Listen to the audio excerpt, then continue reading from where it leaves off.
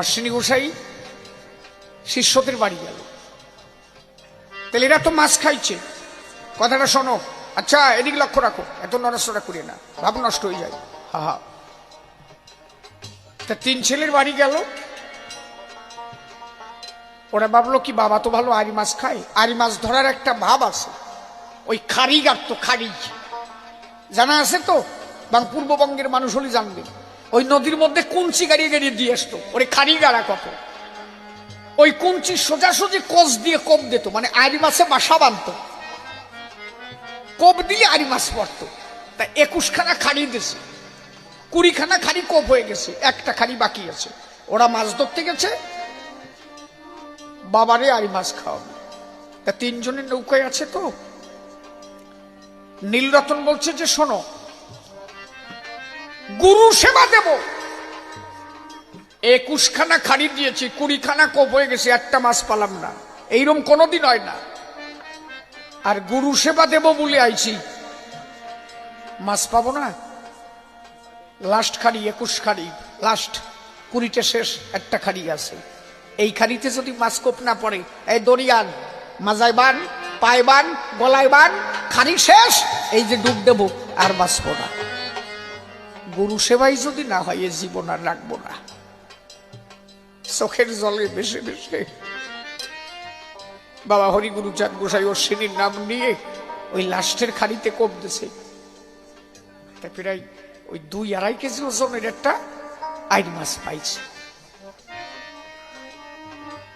ওরা আইড় মাছ নিয়ে যাচ্ছে, আর গোসাই ওই নীলরতনের বাড়ির থেকে বেরোয় যাচ্ছে। ওই গোপীখানা বগলে সেরা কাপড় পরা, চোখের জল পড়তেছে, আর একা একা করছে, খা শালারা, খাইয়া আমি খাবো না, খাইয়া আমি খাবো না, হাঁটা দিলাম। ওই যাচ্ছে, আর ওই কয়জন মাছ নিয়ে ঢুকতেছে। বাবা কোয়ানে যাচ্ছ? বাবা না আমি খাবো না, খাইয়া যা, কয় মাই পুঁজি খাইয়া, আমি খাবো না, আমার খাতির দিলি তো।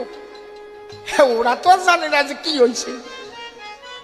কয়টা রাগিলে কেন, 20খান খালি কোপ হয়ে গেছে, শেষের খালিতে এত বড় একটা মাছ পাইছি খালি তোমার জন্য। বলে এই সামান্য একটা আর মাছ ধরতে যে আমার গুরু চাঁদে খাটালি কেন, আমার হরিগুরু চাঁদে তোরা খাটালি কেন?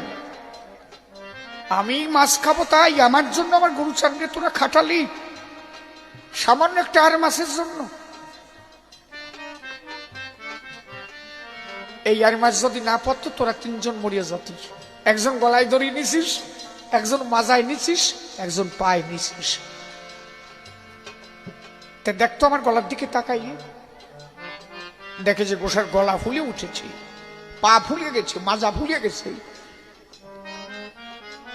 নীলরতন বুঝতে পারছে, বলছে কত কষ্ট দিলি আমারে বুঝিস? সামান্য একটা মাছ ধরার জন্য মরিয়ে যাবি? হ্যাঁ, এইটুক ভালোবাসিস আমারে? আজকে তোদের যদি কিছু হয়ে যেত, আমার ঠাকুরের কত বদনাম হতো। সেই দেখ গলাটা কি করেছিস তোরা। ওই যে তিনজন গলায় দড়ি নিয়েছে না, সেই ফোলা নিজে বহন করেছে। তেলেরা যদিও মাছ খায়, এদের মন ছিল সেই জায়গায়।